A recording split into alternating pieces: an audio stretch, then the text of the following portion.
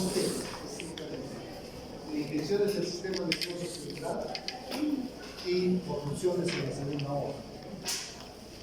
En primer lugar vamos a revisar lo que es pues, infecciones del sistema nervioso central, poniendo énfasis en la patología, infección cada vez más frecuente que se da en el cerebro y más grave, sobre todo en los niños pequeños, que es la apellido. No lo pude escribir también. ¿No puede cambiar un poquito o no me ha dado? Hoy no me ha dado. Bueno, ¿cuáles serían las competencias a alcanzar? Vamos en una hora.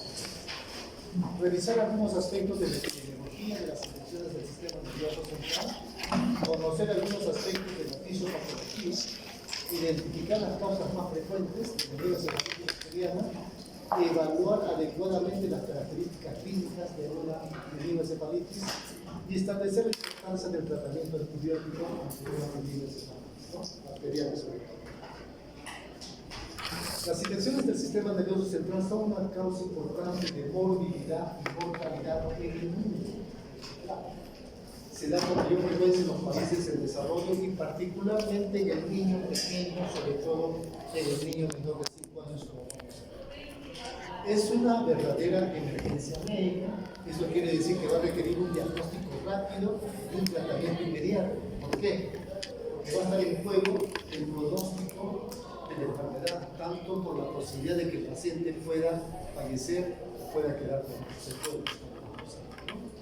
Su incidencia y prevalencia ha ido cambiando, sobre todo en la última década, gracias al uso o la introducción de las nuevas vacunas contra los principales gérmenes que producen meningoencefalitis, uso de nuevas drogas y sobre todo en el manejo de soporte vital en las unidades de cuidados intensivos, que ha permitido mejorar el pronóstico de esta enfermedad, ¿no? Acá es importante recordar que el clínico se va a enfrentar a un reto constante. ¿Por qué? Porque los síntomas y signos de una neuroinfección en general a veces son sutiles e inespecíficos y pueden pasar por alto a veces el diagnóstico de inicio. Y si pasa por alto, pues va a empeorar el pronóstico de la enfermedad. Como tenemos un niño en pediatría, no sé si los que han pasado por pediatría, hay un niño en la cama 9, creo que les comenté al último grupo, no sé si están. ¿Sí? Pensar que estuvo el niño hospitalizado ya 2 días en pediatría por un shock y por una herida, de repente nomás convulsionó por fiebre y pensaron que era convulsión febril y realmente ha sido una meningoencefalitis complicada. Entonces, esto es importante, ¿no? Tener cuidado. ¿Cómo definimos a una meningitis? Viene a ser inflamación de la leptomeninge, sobre todo de la vía madre y la aracnoides, ¿no? Con un líquido cefalorraquídeo anormal. Si encontramos la evidencia de bacterias, pues va a ser una meningitis bacteriana. Si hay ausencia de las bacterias, sería una meningitis aséptica producida principalmente por virus, que es frecuente. Cuando hablamos de encefalitis, cuando es una inflamación del parénquima cerebral sin participación meningia, y lo más frecuente que se da en pediatría viene a ser la meningoencefalitis, que viene a ser un proceso inflamatorio agudo del sistema nervioso central que afecta la leptomeninge, el parénquima cerebral y es de etiología variada, como vamos a ver, ¿no? Algunos aspectos de la epidemiología. En estos momentos las infecciones del sistema nervioso central representan el 0,3 a 0,5% de las afecciones hospitalarias.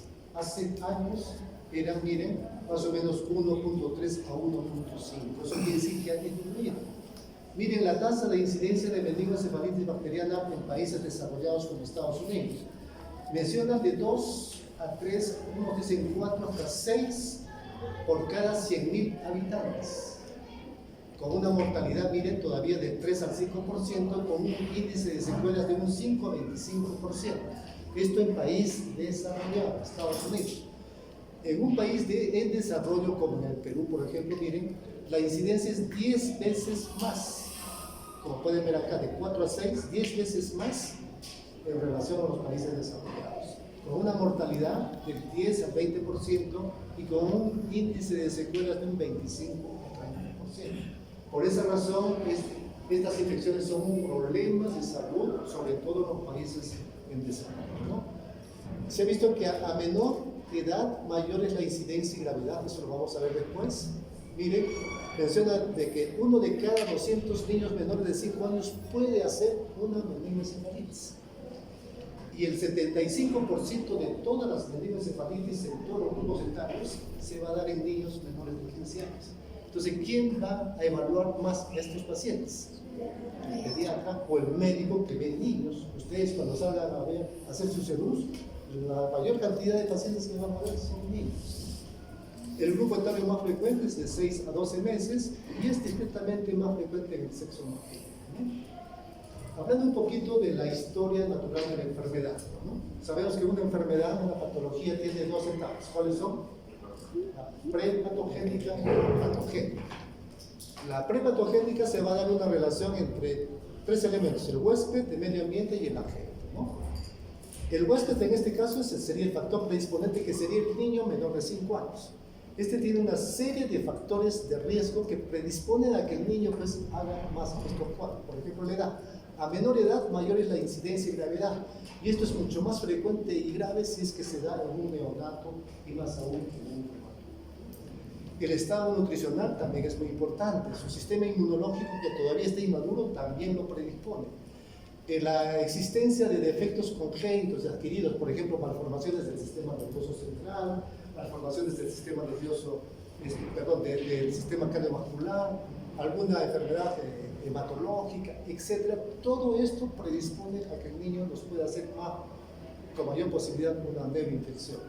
El antecedente de una cirugía neurológica, por ejemplo, la operación por cualquier causa, un traumatismo encefalocraniano, el antecedente de que el niño está recibiendo alimentación por vía parenteral, por ejemplo, o hidratación por vía parenteral, es una puerta de entrada. También esto predispone a que el niño nos pueda hacer una neuroinfección. En cuanto al medio ambiente o factor condicionante, generalmente se va a dar más en los países o en las regiones de un nivel socioeconómico, ¿no? Y el agente viene a ser, pues, la etiología, el germen que va a provocar la enfermedad, ¿no? En cuanto a la etiología, lo podemos dividir en dos partes, la infecciosa y la no infecciosa. La infecciosa es casi el 90-95% de todos los casos en el niño. Acá se disputan en primer lugar dos gérmenes, las bacterias y los virus. Se ha visto que los virus predominan sobre todo en los países desarrollados, como Estados Unidos. Y en los países en desarrollo predominan las bacterias, pero en nuestro medio del Perú hay estudios que dicen que es más frecuente el virus, y otros dicen que son las bacterias, ¿no? Por ejemplo, hablando de las bacterias, ¿cuáles son los gérmenes más frecuentes? Streptococcus pneumoniae, la Neisseria meningitidis, el Haemophilus influenza, la E. coli, etc., ¿no? En cuanto a virus, generalmente son los enterovirus, por ejemplo, el lechovirus, virus Coxsackie, herpes, varicela, etc. También puede haber neuroinfección por hongos, parásitos, riquecias y también en estados de posvacunación, ¿no? Y en la forma no infecciosa, por ejemplo, una neoplasia, tumores, leucemia, de causa autoinmune. Ahora unos 2 meses tuvimos un caso nosotros de un niño ya de 7, 8 años que venía de Puno, nos mandaron de Puno, con una meningoencefalitis de causa autoinmune y por acción tóxica de drogas, ¿no? Hablando específicamente de la meningoencefalitis bacteriana, acá es importante, para llegar a la etiología, considerar la edad del niño, las condiciones del huésped, ya lo hemos mencionado, el antecedente de que de repente al niño se le ha hecho algún procedimiento invasivo y factores epidemiológicos del medio, por ejemplo, un brote epidémico, por ejemplo, por una Neisseria meningitidis, por ejemplo, que se le puede. Entonces, determinando esto, tomando en cuenta la edad, ¿cuáles son los gérmenes más frecuentes en neonatos o en niños menores de 2 meses? Gérmenes que integran la flora intestinal materna. ¿Cuáles son? El Streptococcus agalactiae o el Streptococcus tipo B, la E. coli y la Listeria monocytogenes. Son los 3 gérmenes más frecuentes, amén de otros: Klebsiella, Enzymomon, Heterobacter, etc. E incluso se habla de un periodo gris. ¿Por qué? Entre 1 y 3 meses, porque pueden ser gérmenes del periodo perinatal, lo que hemos mencionado, o gérmenes del niño mayor, como vamos a ver, ¿no? Niños de 3 meses a 6 años. ¿Cuáles son los gérmenes? Gérmenes que colonizan sobre todo la vía aérea superior. ¿Cuáles son? Streptococcus pneumoniae, que es el más frecuente ahora. La Neisseria meningitidis, poco frecuente en Arequipa, por suerte. El Haemophilus influenza, que hasta hace unos 10, 14 años era el que ocupaba el primer lugar, desde que se comenzó a vacunar contra el Haemophilus, la incidencia bajó casi a 0. Y en el niño mayor de 6 años, pues está el Streptococcus pneumoniae y la Neisseria meningitidis, ¿no? En casos especiales predominan otros gérmenes, por ejemplo el Staphylococcus aureus, epidermidis, el Streptococcus pneumoniae, gram negativos, etc., ¿no? Acá un resumen de lo que se menciona. De 0 a 2 meses, ya hemos dicho, Streptococcus galactiae, la E. coli, la Listeria monocytogenes. De 2 meses a 6 años, el Streptococcus pneumoniae, el Haemophilus, la Neisseria meningitidis, y mayores de 6 años, el Streptococcus pneumoniae y la Neisseria meningitidis, amén de otros gérmenes. Hablando un poquito de la patogenia, ¿cómo llegan los gérmenes al sistema nervioso central? ¿Cuáles son las vías de acceso? Son 2 principalmente. La vía hematológica, miren, es la más frecuente, 85%, y la vía directa, un 15%. En la vía hematógena puede ser a través de focos a distancia o focos vecinos. Focos a distancia tiene que haber pues una bacteria, ¿no?, para poder llegar al sistema nervioso central. ¿Cuáles son los más frecuentes? El respiratorio. En este caso el germen más frecuente sería pues el Streptococcus pneumoniae. Puede ser un foco digestivo, foco cutáneo, quemaduras. Puede ser a través de una sepsis, uso de catéter, como hemos mencionado, ¿no? Foco contiguo o vecino, a través de la red venosa, por ejemplo, del oído, de los senos paranasales, un absceso del hueso temporal, etc., ¿no? Y por la vía directa, por ejemplo, a través de una malformación del sistema nervioso central, un mielomeningocele, como vamos a ver en la malformación del sistema nervioso central, ¿no? Intervenciones neuroquirúrgicas, osteomelitis, etc. Hablando ya específicamente sobre la fisiopatología, se menciona que las secuelas con las cuales va a quedar este niño probablemente se va a deber no tanto a la agresión de la bacteria, a la agresión directa, sino a la respuesta exagerada del huésped a los componentes bacterianos, como vamos a ver, ¿no? Se van a dar una serie de etapas, de eventos, ¿no? Primero va a haber una colonización nasofaringea e invasión del epitelio respiratorio, ¿no? Pasan a sangre, provocan una bacteremia y inhiben los mecanismos de defensa normales, fagocitosis, opsonización, vía alterna del complemento, etc. Van a producir pues una bacteremia, invaden la membrana meningia, atraviesan la membrana meningia sobre todo a nivel de los plexos coroideos, de los ventrículos laterales, a través de diferentes mecanismos que lo pueden realizar, ¿no? Una vez que el germen está dentro del sistema nervioso central, en el espacio subaracnoideo, aquí en el sistema nervioso central los mecanismos de defensa están casi nulos. Entonces los gérmenes se van a reproducir en gran cantidad, como se dice, pues ahí tienen libertad de reproducirse, ¿no? Exponen sus componentes bacterianos, por ejemplo, el lipopolisacáridos, el ácido teicoico. Se estimula la producción de los llamados mensajeros intracelulares AMP cíclico, GMP cíclico, y estos liberan y provocan la liberación de toda la cascada inflamatoria. Interleuquinas 1, 6, factor de necrosis tumoral, factor de agregación plaquetaria, etc. ¿Esto lleva a qué? A un aumento de la permeabilidad de la barrera hematoencefálica. Esto provoca vasodilatación cerebral, aumento del flujo sanguíneo cerebral, aumento de la presión intracraniana, edema cerebral, va a haber pasaje de leucocitos, lo que llamamos leucitosis, que lo vamos a ver en el microencefalorraquídeo, va a haber pasaje de proteínas en la meningitis bacteriana, como vamos a ver, y lo más importante aquí es que se va a provocar edema cerebral. Una pregunta que les suelen hacer a ustedes bastante, que lo tomarán en cuenta, a veces se caen, les preguntan cuáles son los mecanismos fisiopatológicos de producción del edema cerebral en una neuroinfección en general. A veces se pierden. Con repetir 2, 3 frases lo pueden decir. Edema bacteriano, lo que hemos dicho, aumento de la permeabilidad de la barrera hematoencefálica, encefálico, lo hemos mencionado. El edema citotóxico, por liberación de los mediadores de la inflamación, también lo hemos mencionado, y por un edema intersticial, por alteración en la circulación de líquidos cefalorraquídeos, que puede ser de tipo obstructivo o tipo comunicante, ¿no? La hidrocefalia. Y a esto se suma, como algunos dicen como complicación, que haya una secreción inapropiada de hormona antidiurética, que también nos vamos a revisar más adelante.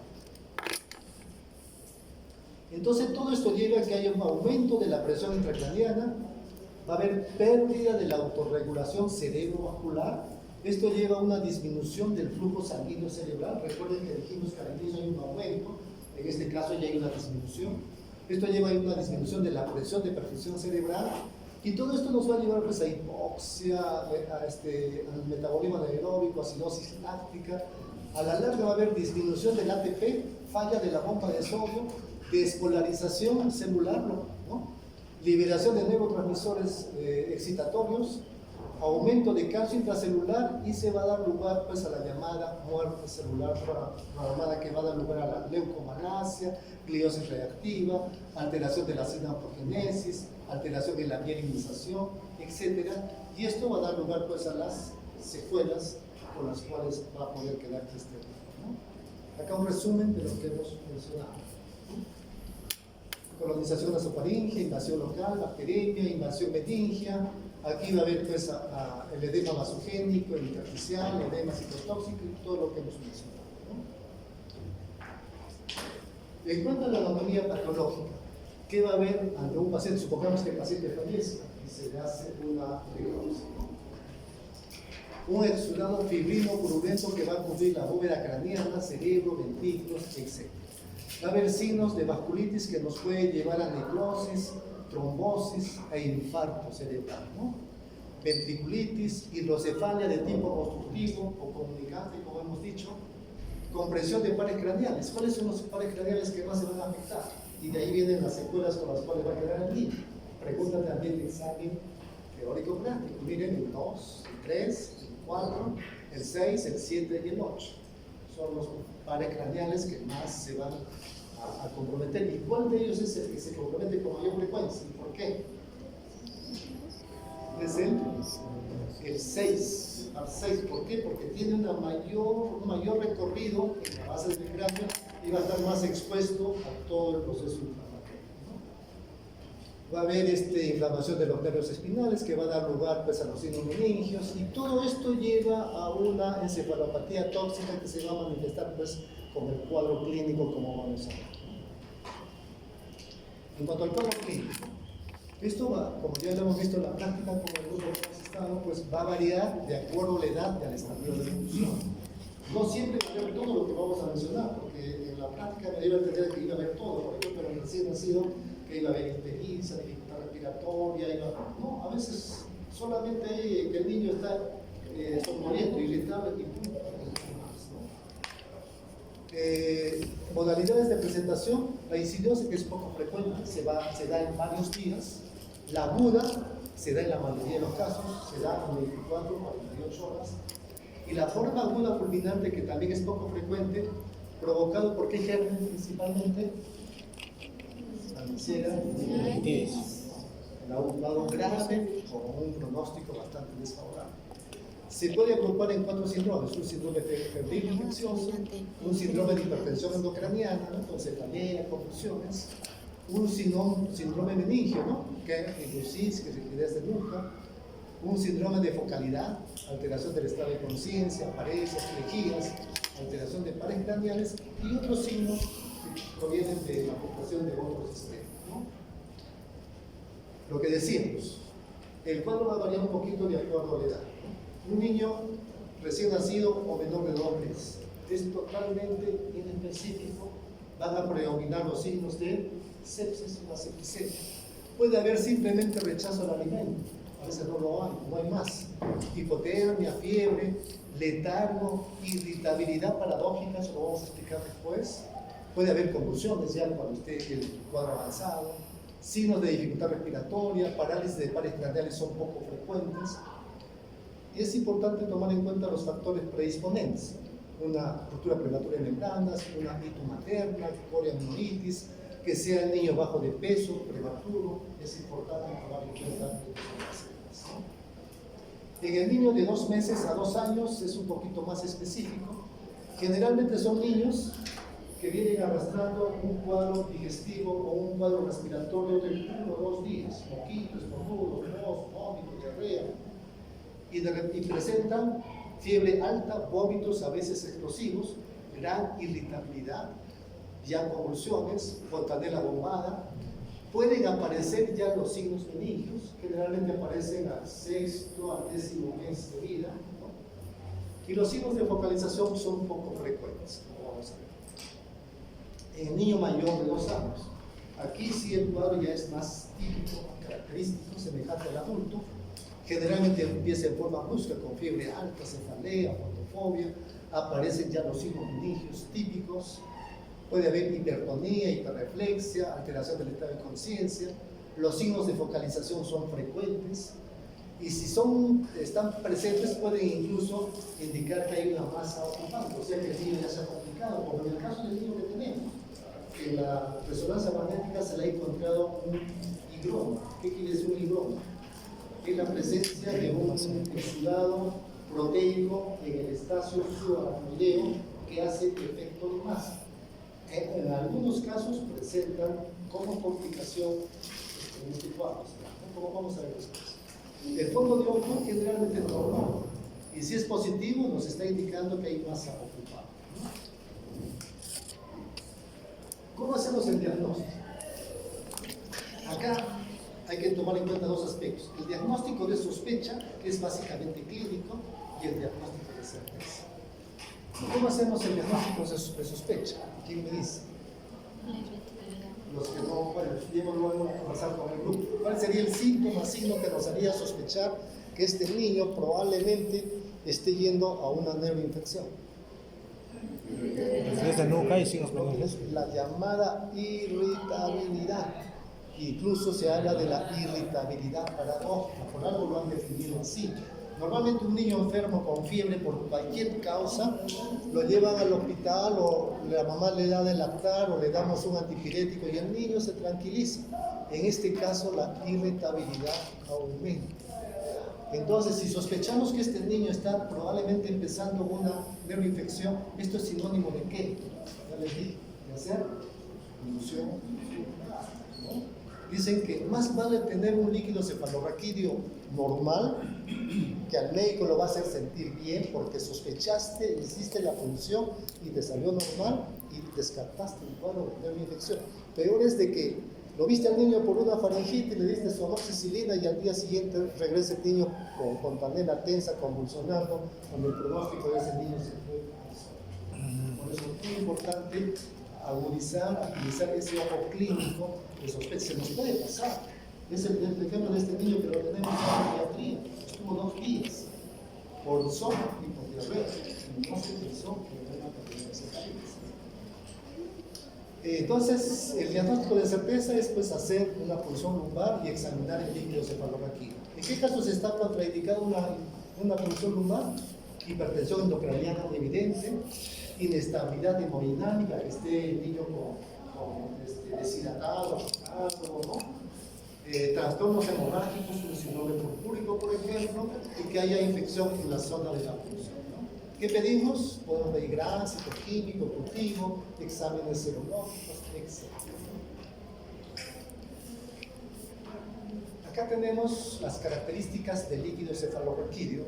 De aquí les va a salir cantidad de preguntas. No sé si en el teórico les va a salir, ya recién les va a salir, pero en el teórico práctico sí les va a venir. Les van a preguntar, ¿cuáles son las características normales del líquido cefalorraquídeo? Aspecto cristal de roca, presión 9 a 12 centímetros de agua, células, algunos dicen menos de 5, menos de 10, 100% mononuclear, porque si encontramos algún polimorfo nuclear ya está alterado. Proteínas normales de 15 a 45 miligramos por decilitro, glucosa entre 40 y 60, la mitad o las 2/3 partes de glucosa en sangre, cloruros de 700 a 750 y la reacción de Pandy, que es negativo, ¿no? En una bacteriana, disturbio, presión aumentada, miden la pleocitosis de 200 hasta 20.000, o sea, haya pus a veces. A predominio de polimorfo nuclear, 60-100%, proteínas miren más de 100, glucosa menos de 30, cloruros casi no se alteran y la reacción de Pandy es positiva, 3 cruces. ¿Qué es la reacción de Pandy? Menos los que han hecho conmigo. Están un poquito, es una hora difícil, yo sé, pero un poquito debe traer su agüita para tomarse. ¿Qué es la reacción de Pandy? ¿Cómo te llamas, perdón? Mario. No. Es una reacción que para determinar si hay aumento de proteínas, sobre todo de la globulina. Si las proteínas están aumentadas, miren, Pandy positivo. En una viral, miren, es opalescente, la presión es discretamente aumentada, hay una pleocitosis moderada, pero a predominio de mononuclear, las proteínas están discretamente aumentadas, la glucosa está normal, y miren, una reacción de Pandy solamente una glucosa. Y en una tuberculosis, ahí sí hay que tener cuidado, miren, presión aumentada, pleocitosis moderada también a predominio de mononuclear, las proteínas sí están predominantemente aumentadas, glucosa disminuida y la reacción de Pandy también positiva. ¿No? Otros exámenes que podemos pedir, pues un hemograma, vamos a encontrar leucocitosis, leucopenia, desviación izquierda, reactantes de fase aguda, ¿no? PCR, BCG, procalcitonina, cultivos, AGA, electrolitos. ¿Para qué pediríamos electrolitos? Es importante pedirlo, no lo pedimos. Dijimos antes que hay probable presencia de una secreción inapropiada o hormona antidiurética. ¿Qué evaluamos ahí? ¿El sodio estaría alto o bajo? Bajo. Habría una breve, estaríamos haciendo ese diagnóstico. Y es importante determinar si hay la presencia de este síndrome, ¿no? Pruebas de coagulación, pruebas de función renal, etc. ¿no? Si estamos pensando en tuberculosis, PPD, test de ADA, BK, serología para sífilis, etc. Acá tenemos un score de Boyer que nos permite decir o plantear si es de etiología viral o bacteriana para decidir si vamos a antibióticos, ¿no? Miren, acá hay varios criterios: fiebre, signos purpúricos, signos neurológicos, células de líquidos cefalorraquídeos, es decir, la pleocitosis, si predominan los polimorfos, nivel de proteínas, glucosa, leucocitos en sangre, si hay desviación izquierda y cómo está la PCR. Se le da un puntaje de 0 a 2. Si es de 0 a 2, lo más probable es que sea viral, entonces nuestra actitud sería espectral. Generalmente empezamos con antibióticos. En estos casos hay que exagerar. Si es de 3 a 4, pues hay que indicar antibióticos. Y si es más de 5, pues de todas maneras a las dosis previas. Diagnóstico diferencial, ¿por qué pensaríamos en recién nacidos, por ejemplo? La sepsis, una hemorragia intracraniana, una encefalopatía hipoxisquémica, trastornos metabólicos, ¿no? Hiponatremia, hipocalcemia, hipomagnesemia, etc. Estados de meningismo, ¿no? Cuando hablamos de meningismo, cuando hay una irritación meningia, o sea, signos meningios con hipertensión intracraniana, pero con un líquido cefalorraquídeo normal. Por ejemplo, en una intoxicación por ciclinas, vitamina A, etc. ¿no? En una MEC por virus, la evolución es más subaguda, hay generalmente el antecedente epidemiológico en el niño, en la familia de un cuadro respiratorio viral, analizar el líquido cefalorraquídeo, pedir serología viral, el PCR nos da ¿no? Si sospechamos de una TB meningia, hay que ver el antecedente epidemiológico en la familia, en el niño, ver las características del líquido cefalorraquídeo, radiografía de tórax, PPD, BK, etc. Un absceso cerebral también, ¿no? Aquí generalmente va a haber focos sépticos vecinos, una otitis, por ejemplo. El curso es insidioso y aquí predominan los signos de focalización. Casi no hay signos benignos. Acá sería importante pedir pues una colonografía, ¿no? Una MEC por hongos igual, empiema sutural, una MEC por leucemia, tumor cerebral, etc. ¿A qué complicaciones nos puede llevar una neuroinfección en general, una meningoencefalitis? Agudas o inmediatas, en las primeras 72 horas. Un edema cerebral grave, una hipertensión intracraniana grave. Aquí se va a dar la llamada triada de Cushing. ¿Cuál es la triada de Cushing según hipertensión intracraniana? ¿Qué signos hay? bradicardia, hipertensión, respiración de Cheyne-Stokes, ¿no? Que es un preludio del enclavamiento del niño. Shock endotóxico, producido principalmente por un meningococo, como hemos dicho, un cuadro grave, estatus convulsivo, que vamos a ver después, tromboflebitis de los senos venosos. En las complicaciones subagudas de entre las 72 a 7 días está pues la secreción inapropiada, miren, que se da en un 60%. ¿Cuándo sospecharíamos que hay una secreción inapropiada? Si el niño presenta oliguria, ¿no? Aumento de peso, edema discreto, puede ser hiperpelgar, pedimos electrolitos, si tenemos un sodio bajo, pues estaríamos haciendo el diagnóstico, ¿no? Y este es el higroma subdural, ese es lo que tiene el niño. La resonancia magnética. Un 25-50% es un trasudado proteico en el espacio subdural que hace efecto de masa, que a veces requiere intervención quirúrgica para evacuar ese contenido, ¿no? Absceso cerebral, hidrocefalia, convulsiones, artritis, pericarditis, etc. Complicaciones tardías o secuelas después de los 7 días, ¿no? Dijimos, ¿no? Uno de los pares craneales que más se afecta es el auditivo, 20 a 30%, va a haber hipoacusia, alteraciones del lenguaje, alteraciones visuales, trastornos motores, semiparesias, semiplejías, etc., ¿no? El niño puede quedar con epilepsia, retraso mental, disminución del coeficiente intelectual, trastornos de conducta, de aprendizaje, etc. ¿Cuál sería la evolución habitual de un niño con el diagnóstico de una MEC que se ha iniciado un tratamiento antibiótico adecuado? Miren, en el segundo o cuarto día mejora el estado de conciencia, ceden las convulsiones y disminuyen los signos neurológicos. La fiebre puede continuar 5 o 7 días. Si persiste la fiebre, hay que pensar que de repente hay un empiema subdural, flebitis u otro foco, ¿no? El líquido cefalorraquídeo a las 48 horas con tratamiento antibiótico, todo cambia. Las proteínas disminuyen, la glucosa aumenta, en las células hay un viraje a predominio de linfocitos y se negativiza el grado de proteína, ¿no? Esto es lo que esperamos. En cuanto al tratamiento, acá hay que tomar en cuenta dos aspectos: las medidas de sostén y el tratamiento antibiótico. En cuanto a las medidas de sostén o de soporte, estos niños en la mayoría de casos deberían estar en UCI. Pero nosotros generalmente los tenemos en sala, siempre hemos tratado al paciente allí. Si está en UCI, pues toma de muestras urgentes, ¿no? En general, ¿no? Cateterización endovenosa, arterial, catéter vesical, sonda nasogástrica, etc. Monitorización permanente de funciones vitales, balance hídrico, control de estado de conciencia, focalización, etc. ¿no? Es muy importante mantener la permeabilidad de la vía aérea con oxígeno, aspiración de secreciones, o si es posible incluso darle apoyo mecánico, si es que requiere. Reposo gástrico lo mínimo posible, alimentación parenteral o enteral en algunos casos, control de perímetro craneano, cambios de posición, tratamiento antipirético, prevención de úlceras de estrés, por ranitidina, metazortis, ¿no?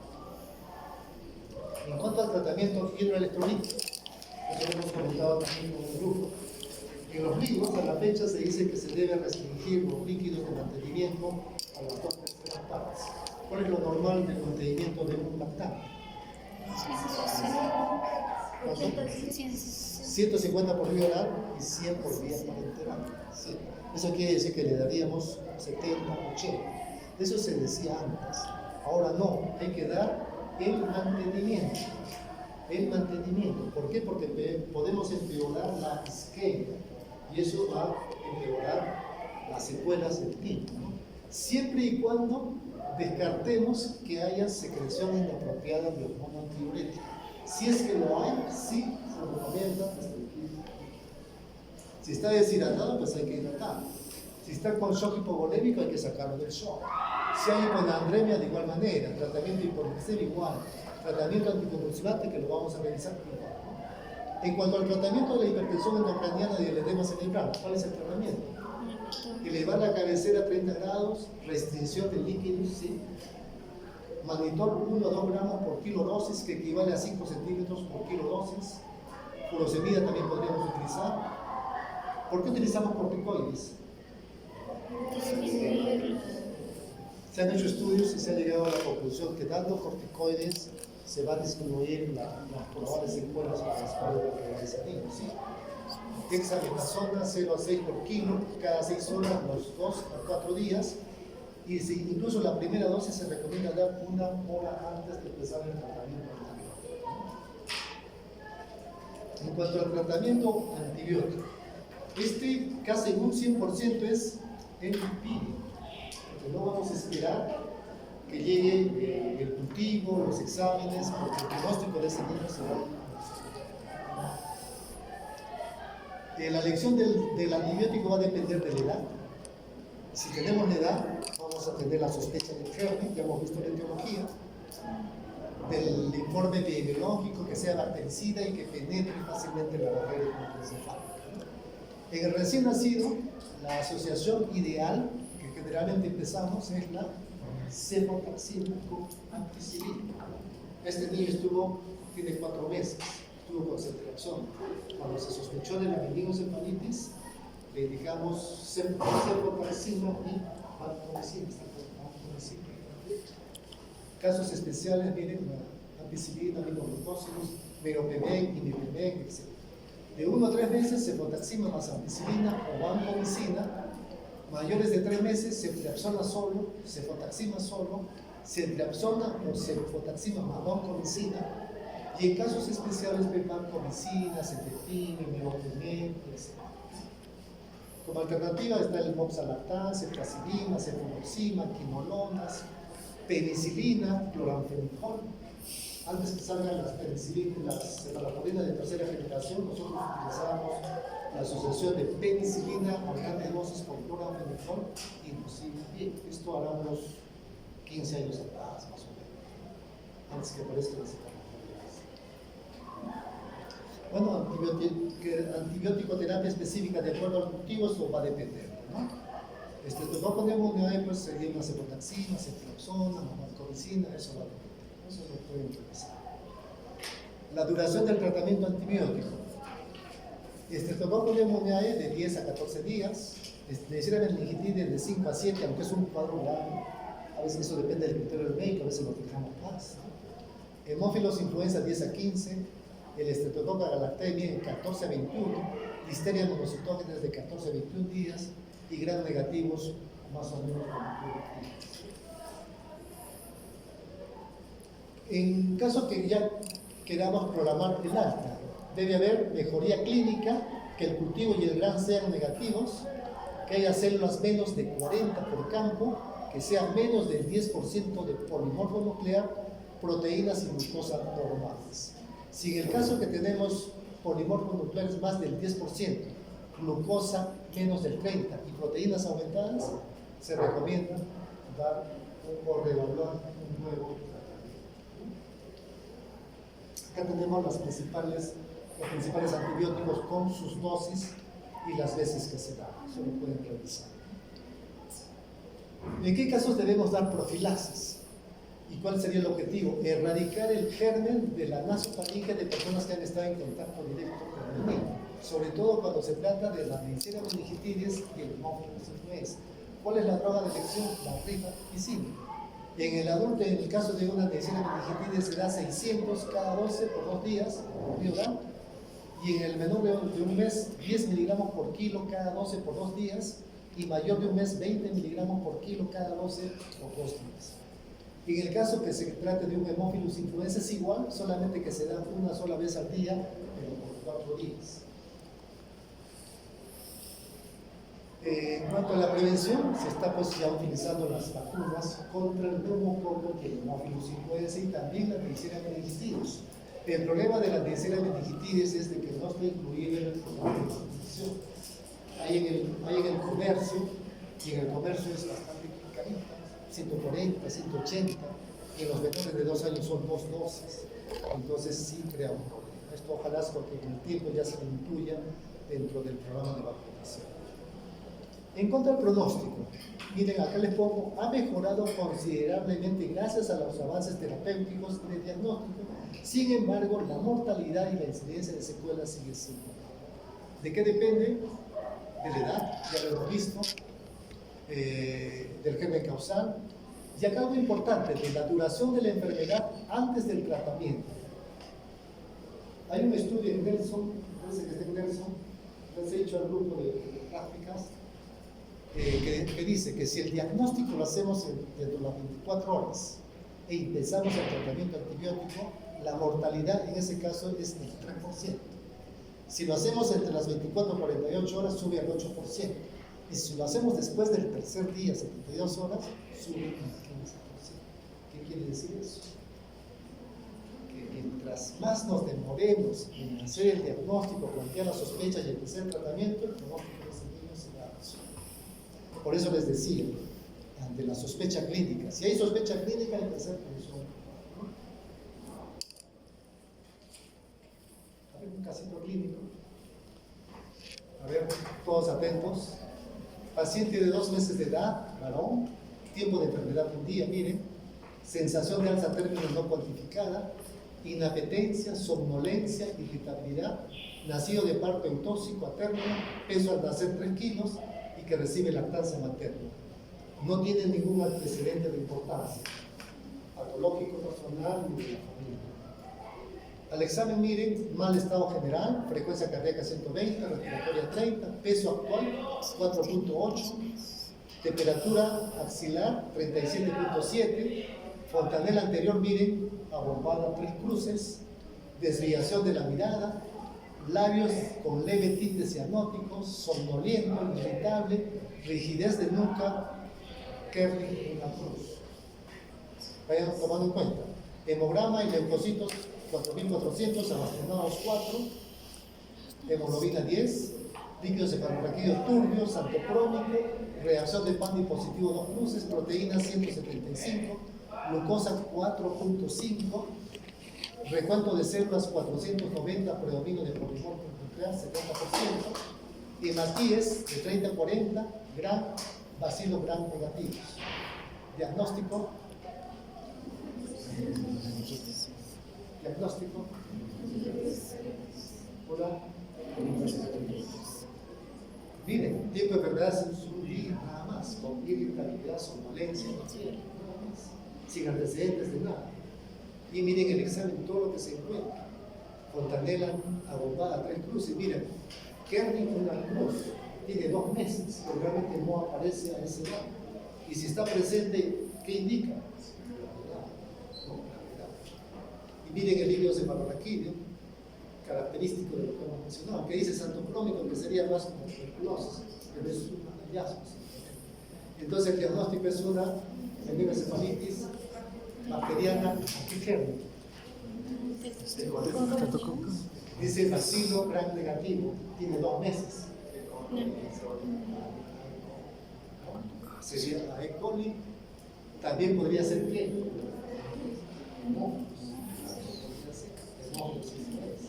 Está en el grupo crítico, ¿no?